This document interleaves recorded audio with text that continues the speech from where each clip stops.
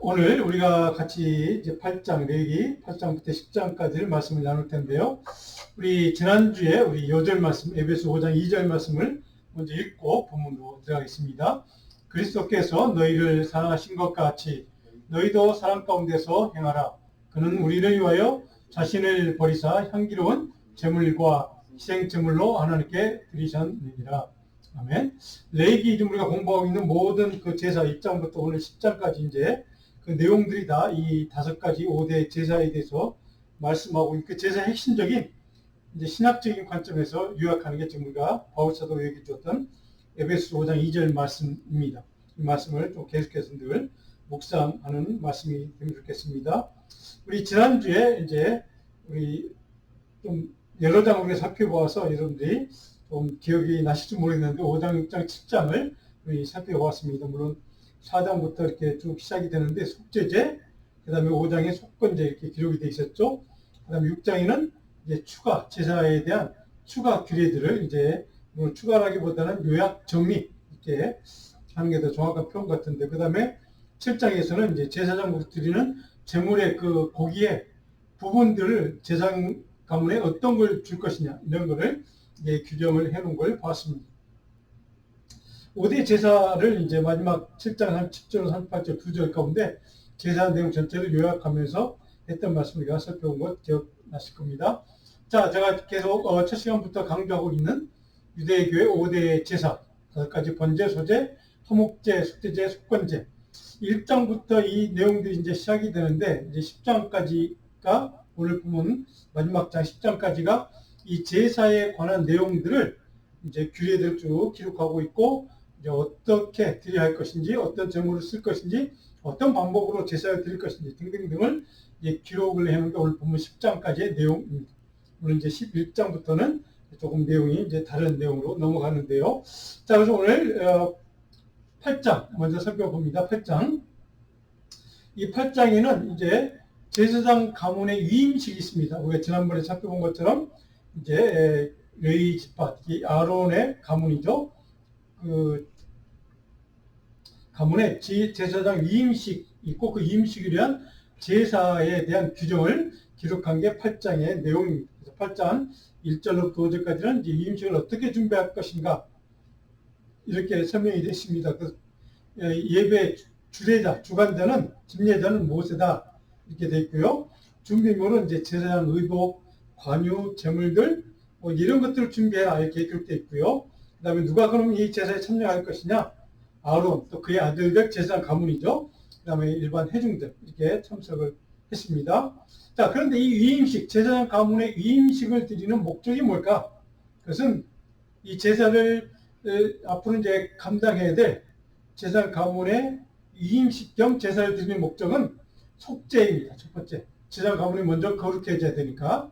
그리고 헌신의 결단, 하나님을 예배하는 그 인도를 다 책임을 져야 되니까 이제 그것이 헌신의 결단, 그리고 하나님과의 관계가 회복이 돼서 화평과 하나님과의 교제, 하나님과의 만남을 감사하는, 하나님이 그들을 사용해 주신 것을, 그래서 하나님 이스라엘 백성들이 제사를 드릴 수 있도록, 예배를 드릴 수 있도록 자기들을 통로로 해서 사용해 주신 것을 감사하는 제사가 이렇게 이루어지는 겁니다.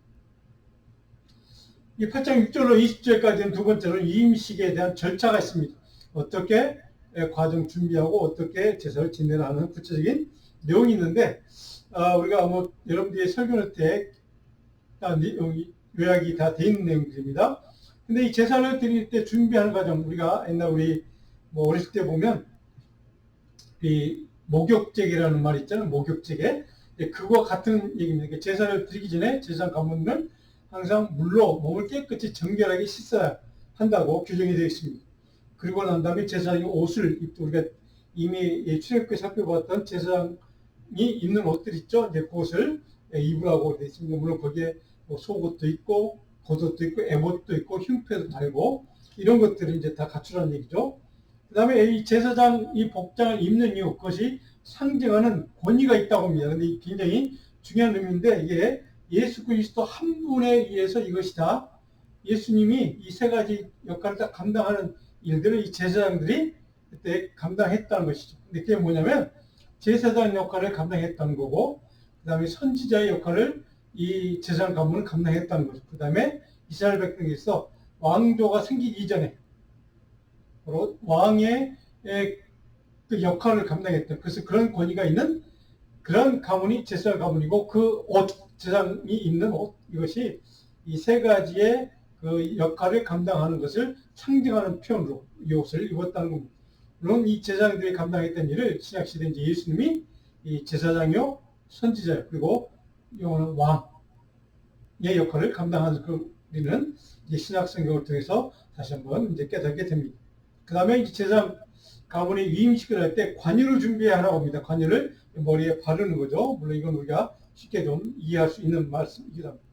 자, 그렇다면 이제 제사장 위임식을 하는데 목적이 있습니다. 세 가지 제사를 통해서 위임식을 하는데, 바로 이 제사를 세 차례 드리는 이유는 성결과 헌신을 결단하고 이제 감사하는 표현을 이 세 차례 제사로 위임식을 이제 한다는 것이죠. 첫 번째 1차 제사가 속죄제, 죄를 정결하게 하는 것이죠. 그 다음 2차로 드린 제사는 번제, 헌신을 결단하는 겁니다. 3차로 드린 제사는 화목제, 하나님과의 교제, 만남, 하나님과 화평의 관계를 제사장 가문이 누려야 이스라엘 백성들이 제사를 통해서 그것을 누릴 수 있기 때문에 이 세 차례에 걸쳐서 이 세 가지 이 속죄제, 번제, 화목제로 먼저 이 위임식 때 세 차례 제사를 이제 이 제사장 가문을 위해서 드린다는 것이죠. 자, 그렇다면 이 위임식의 시기, 장소, 기간 등등이 있는데, 그것이 이제 8장 30절로 36절까지의 기록된 내용입니다. 근데 거기에 특이한 점이 하나 있습니다. 이 위임식을 하는데 현관문 앞에서 공개적으로 드리라 이렇게 되어 있습니다. 현관문 앞에서 공개적으로 위임식을 해라 이렇게 되어 있습니다. 자, 이것은 이런 의미가 있다고 합니다. 이스라엘 백성들과 하나님 백성들 사이에 계약이 체결되었음을 선포하는, 그래서 모든 이스라엘 백성들이 다 공개적으로 알 수 있도록 현관문 앞에서 보이게 그렇게 공개적으로 바로 이 위임식을 하라는 의미가 거기에 있다고 합니다. 물론 거기에 또 다른 의미는 이제 이 아론의 가문이 제사장 가문이 되었습니다. 이제 임기를 시작합니다 하는 것을 공개적으로 이스라엘 백성들에게 선포하는 의미도 들어있다고 합니다. 그래서 이것이 이제 그렇게 공개적으로 사람들이 볼 수 있도록 이렇게 위임식을 거행하라는 뜻이구나, 이렇게 좀 이해하시면 될 것 같습니다. 물론 7일 동안 이제 하는 이유가 신실함, 완전 7이라는 숫자, 완전성, 제사장 가문이 이제 통해서 제사를 드릴 수 있어야 백성들이 하나님께 예배를 드릴 수 있게 되는 것을 이제 바로 그것을 감당할 수 있는 제사장 가문이 바로 완전함, 이스라엘 백성들에게 온전히 하나님께 드리는 제사가 가능해졌다, 완전하게 이루어졌다, 이런 것을 상징하는 뜻으로 이렇게 7일 동안 하는 위임식이 그렇게 정해져 있다고 합니다. 자, 이제 9장으로 넘어가면 제사장 직무 관련 제사 규례가 이제 있습니다. 제사장 직무에 관련된 이제 임직을 했으니까 이제 이임을 받고 이제 공무를 시작했으니까 제사장 직무를 이제 구체적으로 어떤 일을 하는데 어떤 제사를 드려야 한다, 이런 것들을 규정하는 말씀이 9장의 내용입니다. 9장 1절로 7절까지는 이 이제 제사를 위해서 제물을 준비하도록 명령하는 말씀이 1절부터 7절까지 기록되어 있는데, 첫 번째, 이 제사는 이제 아론 가문이 위임식을 끝나고 첫 번째로 아론과 그 자식들이, 아들들이 주관해서 드리는 첫 번째 제사입니다. 그래서 이렇게 준비해서 첫 번째 제사를 드려라라고 명령하시는 말씀이 규정이 1절로 7절의 내용이라는 것이죠. 자, 그런데 규정 가운데 제사별로 이제 제물을 이런 것들을 바쳐라 하고 우리가 이미 다 살펴본 내용들인데요. 속죄제는 순념수를 제물로 바쳐라. 번제를 드릴 때는 송아지, 1년 된 어린 양, 이런 것들을 제물로 바쳐라. 화목제는 수수나 순양, 기름 섞인 소제물로 이제 화목제를 드려라. 제물을 이제 준비하라는 것이죠. 소제는 기름 섞인 소제물을 이제 이렇게 준비해라. 이렇게 이제 명령이 따로 이 9장에 기록되어 있습니다. 자, 그런데 8절로 14절 9장에 이제 이 제사를 드리는데 첫 번째 이제 아론 자신을 위한 제사를 명령하시는 규정이 8절로 14절에 기록했습니다. 물론 아론을 하나님을 예배를 담당할 책임자로 세웠으니까 하나님께서 이제 예배를 담당할 네가 먼저 하나님 앞에 거룩해져야 한다는 것을 상징적으로 보여주는 제사를 주님이 요구했다는 것이죠. 그래서 첫 번째, 아론 너를 위해서 네가 거룩해지고 깨끗해져야 되니까 속죄제를 드리라. 아까 우리가 살펴봤던 내용입니다. 내 모든 죄를 깨끗이 씻음 받아야 한다는 것을 상징적으로 이 속죄제를 드리라 이렇게 명하고 있습니다. 물론 그 제물에는 흠없는 송아지를 이제 드리라고 명령이 되어 있습니다. 두 번째로는 번제를 드리자. 이 번제를 드리는 의미는 뭘까요? 전적인 헌신을 네가 결단하는 것이죠. 제사감으로 구별되어 세움받았으니까 이제 너는 전적으로 하나님을 예배하는 일에, 하나님을 섬기는 일에, 이스라엘 백성들이 예배를 하는 일에 돕는 일에 전적으로 헌신할 것을 믿음으로 결단하라는 그런 의미에서 번제를 드리라 이렇게 명령이 되어 있습니다. 그리고 그때 이 번제를 드릴 때 그 드려진 제물의 피가 있습니다. 그 제물의 피는 불 태우는 단이 있지 않습니까? 그 단위에다 흙뿌리라 이렇게 됐습니다. 그러니까 단을 정결하게 피로 뿌림으로 해서 정결함을 상징하는 그런 의미가 있다고 합니다. 그래서 어쨌든 이 명령을 하나님께서 하셨다는 것을 자세하게 설명하고 있습니다. 9장 15절 21절로 가면 이제 백성들을 위해서 네 가지 제사를 드려야 하는 게 우리가 지금까지 살펴봤던 5가지 중에 이 네 가지. 이제 그 네 가지가 뭐냐? 속죄제가 있고 소제가 있고요, 번제가 있고 화목제. 이 네 가지 제사를 네가 주관해서 드리라는, 누구를 위해서? 이스라엘 백성들 신앙의 공동체를 위해서 이 네 가지 제사 예배를 네가 주관해서 드려 이렇게 명령하고 있는 겁니다. 그러니까 아론 자신을 위해서는 이 속죄제와 번제 두 가지가 있고 이스라엘 백성들을 위해서는 네 가지를 요구하고 있죠. 속죄제, 소제, 번제, 화목제.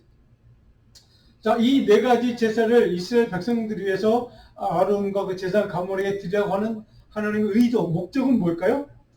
백성들의 거룩해진, 속죄죠, 회개, 그리고 헌신, 봉사, 친교와 교제와 감사. 이 모든 것들이 백성들을 위한 제사의 규정으로 이 네 가지 제사에 드릴 때마다 다 이것을 의미를 부여해서 이렇게 드리라고 명령을 하고 있다는 겁니다.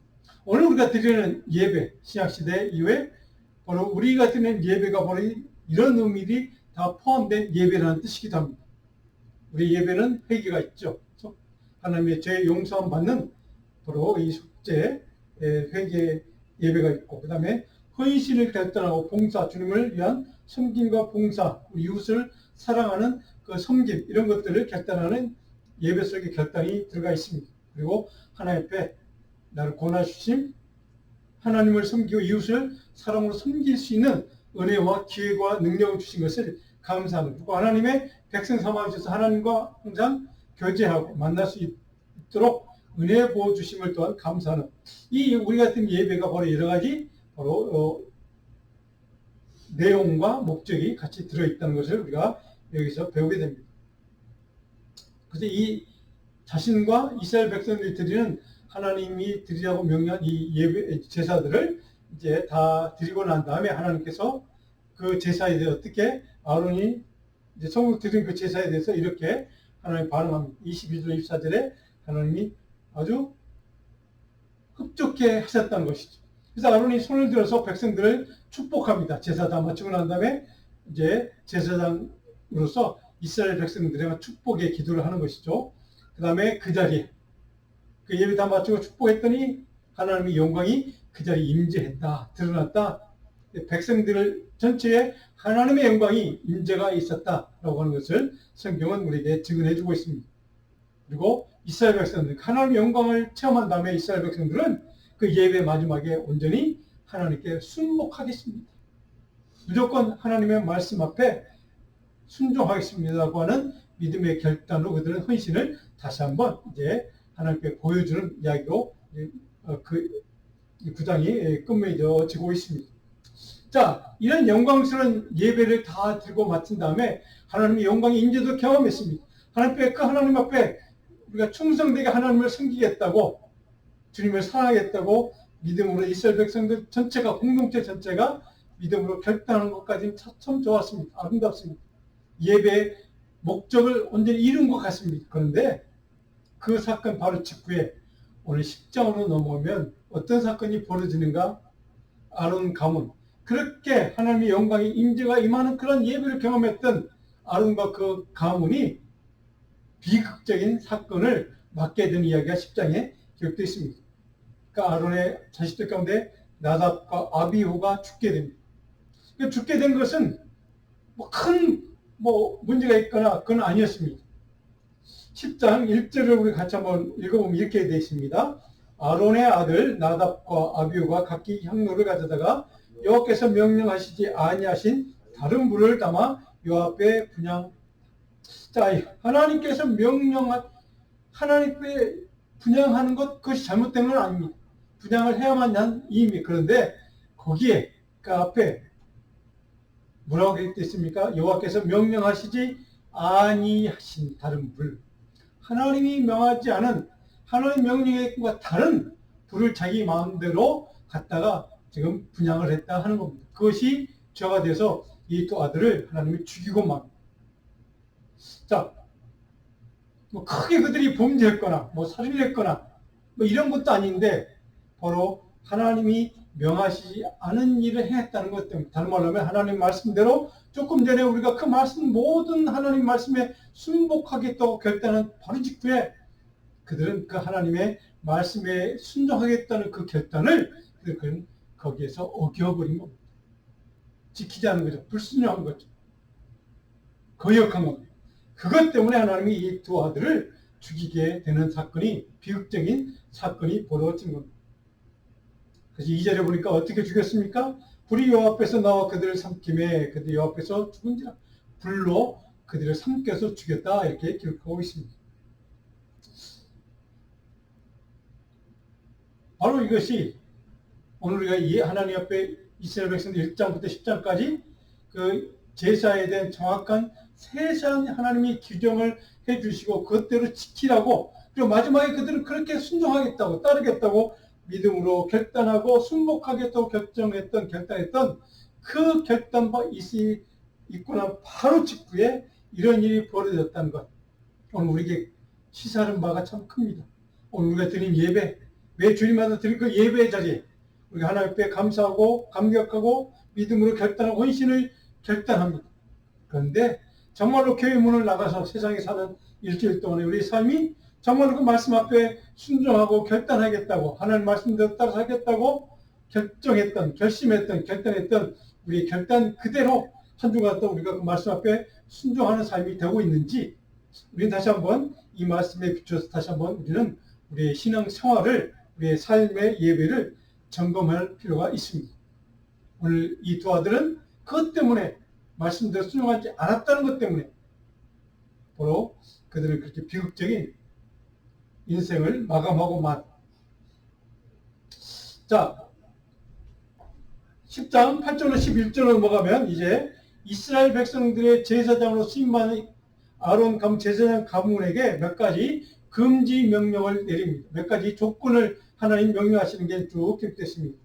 8절 11절은 첫 번째, 아론에게 이런 명령하십니다. 아론에게 주는 이제 명령입니다.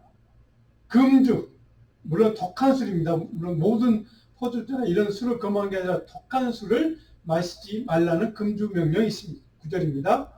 10장 10절에는 거룩한 것과 속된 것을 분별할 줄 알아야 한다는 명령이 있습니다.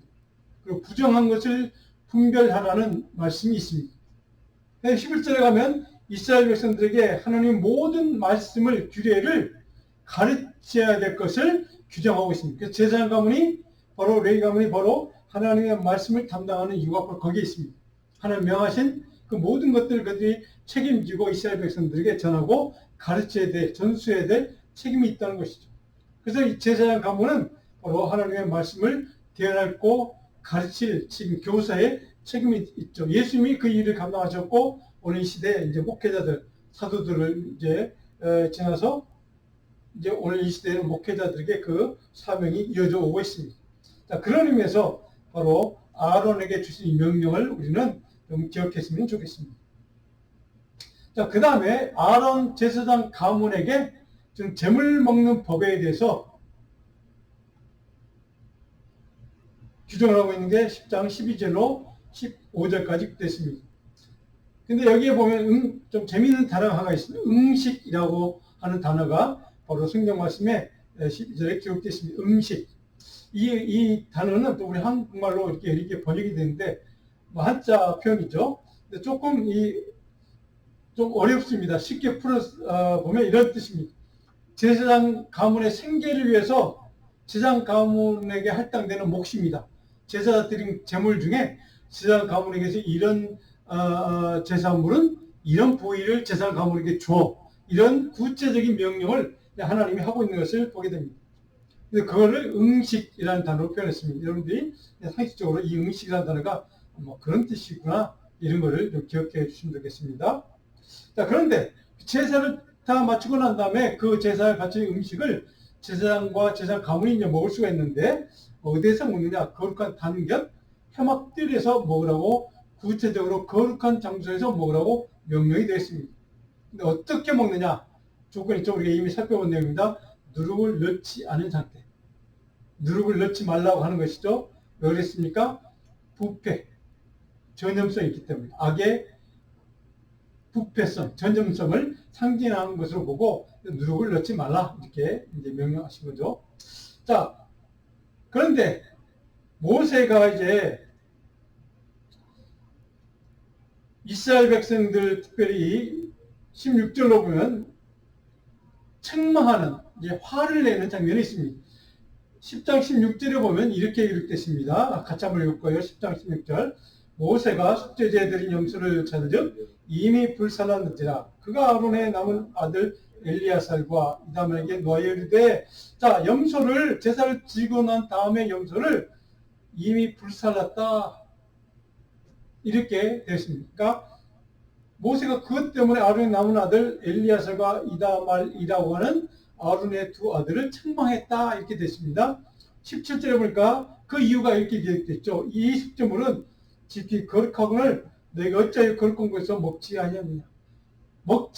거룩한 곳에서 먹어야 되는 부위인데 그래서 불살라 버렸기 때문에 지금 이제 두 아들들에게, 모세가 지금 아론의 두 아들에게 화를 낸, 이런 이야기입니다.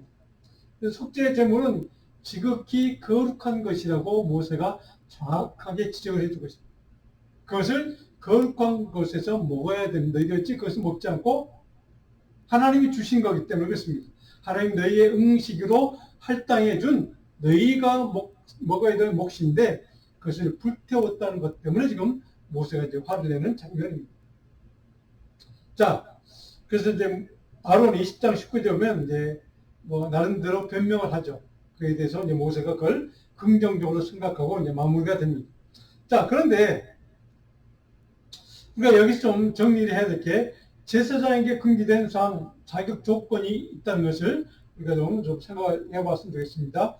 음주가나 독가술을 먹지 말라는 것, 그리고 이제 성경 21장 4개 우리가 앞으로 보겠지만 21장에 넘어간 몇 가지가 더 있습니다. 제사장 가문에게 하나님이 명하신 내용들이, 거기에 21장 5절에 가면 두발, 머리를 어떻게 하라는 명령이 또 있습니다. 그리고 레위기 21장 7절과 14절에 보면 레위 제사장 가문은 어떤 여자와 결혼을 할 수 있느냐 하는 것이 규정이 되어 있습니다. 그게 레위 지파 여인하고만 결혼해야 됩니다. 이것이 이제 규정이 이미 성경에 기록되어 있습니다. 그리고 제사장으로 쓰임받을 수 있는 사람은 레위기 21장 16절로 21절에 보면 신체적으로 쉽게 말하면 장애가 없어야 된다, 이렇게 기록하고 있습니다. 물론 이 장애가 있다는 것은 이스라엘 백성들에게 전통적으로 하나님 저주받은 것을 상징하기 때문에 제사장 가문에 장애가 있는 사람이 제사장 가문에 일을 하면 이제 그것은 저주받은 사람이 하나님을 예배하는 자리에 선다는 것 때문에 그것을 금지했던 것 같습니다. 어쨌든 그런 내용들이 쭉 기록된 것을 우리가 볼 수가 있습니다. 자, 이제 1장부터 10장까지가 전체 제사의 5대 제사를 포함해서 이스라엘 백성들에게 주신 하나님의 제사에 대한 정확한 자세한 규정과 규례들을 말씀하신 다음에 이제 오늘 우리가 이것을 10장까지를 정리하면서 좀 몇 가지를 정리해서 요약을 해봤습니다. 우리가 깨닫는 교훈들, 영적인 교훈들이 무엇인지를 한번 생각해 보려고 합니다. 여러분 설교할 때 제가 다 적어놨습니다. 우리 스크린을 보시고 우리 천천히 한번 읽어보시면 좋겠습니다. 우리 쭉 한 가지씩 천천히 읽어보겠습니다.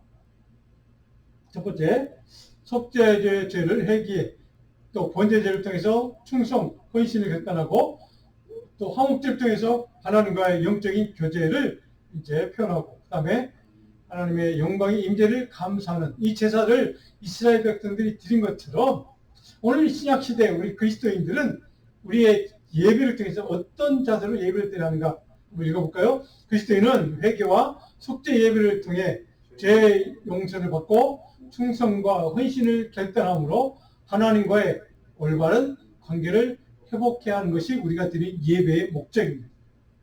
자, 두 번째로 신앙생활이란 자기희생과 겸손이 요구됩니다. 세 번째로 대제사장으로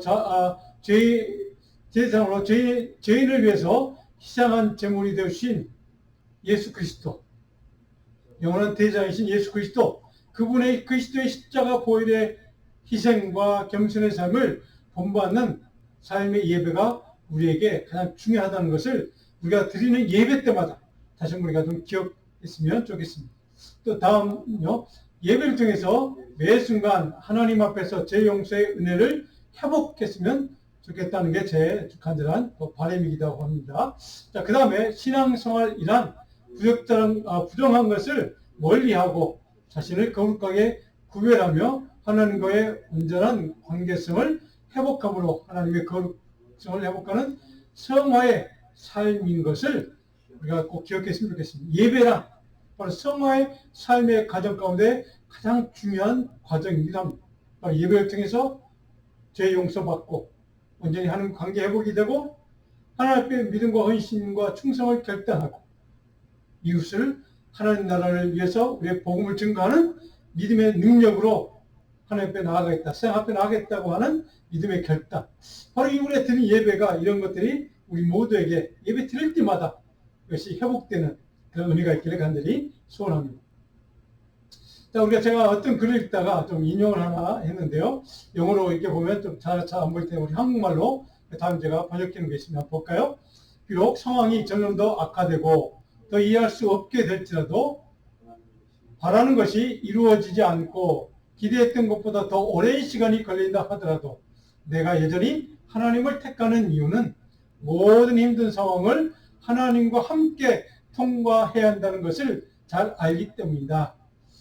이 말씀을 우리가 오늘 결론적으로 좀 나눴으면 좋겠습니다. 하나님과 동행하는 것, 하나님과 함께 주님과 동행하며 주님의 은혜를 입고 능력을 입는 하나님과 함께하는 그 은혜를 입는 시간, 우리가 드린 예배가 바로 그 시간 되기를 간절히 소원합니다. 여러분 예배 드릴 때마다 하나님의 권능과 은혜를 입고 하나님 주신 지혜를 얻고 하나님과 동행하며 우리가 한 주간의 삶을 사는 동안 하나님과 더불어 모든 어려운 순간들을 주님과 더불어 이겨내는 그런 믿음의 능력을 공급받는 주일 예배가 우리가 드린 모든 예배가 되기를 주님으로 축복하고 축원합니다. 기도하겠습니다.